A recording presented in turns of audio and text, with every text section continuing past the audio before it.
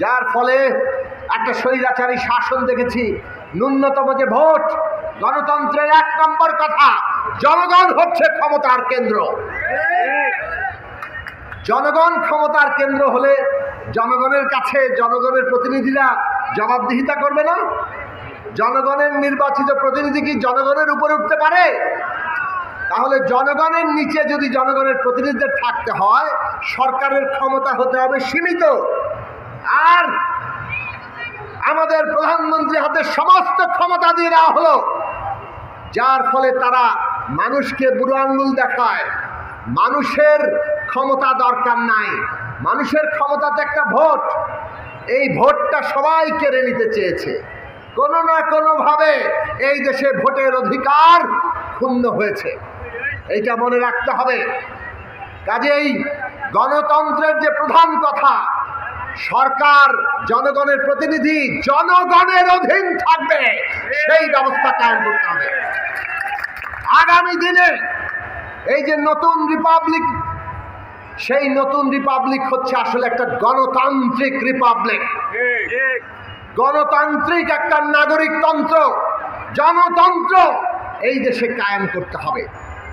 সেটাই মানুষের আকাঙ্ক্ষা, সেটাই আমাদের ছাত্র, যুবা, তরুণ, শ্রমজীবী, মেহনতি মানুষ যারা এই অভ্যুত্থান করেছেন রক্ত দিয়ে, তাদের রায়। কাজেই এর বাইরে কোনোভাবেই কেউ যেতে পারবেন না।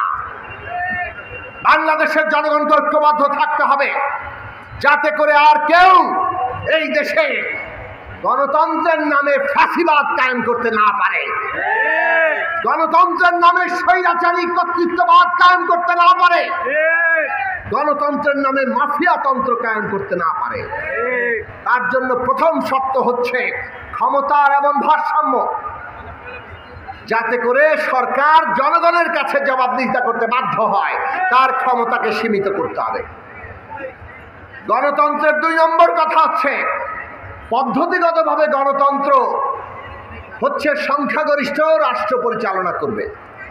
100টা ভোট আছে, যিনি 51 ভোট পাবেন, মানে সংখ্যায় বেশি পাবেন, তিনি রাষ্ট্র পরিচালনার দায়িত্ব পাবেন। কিন্তু বাকি 49 জন কি করবে?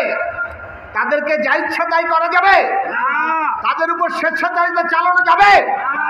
এই যে বিএনপির অবস্থা দেখেছেন না, কিংবা জামাত, কিংবা অন্য রাজনৈতিক দলগুলো, আমাদের অবস্থাও দেখেন।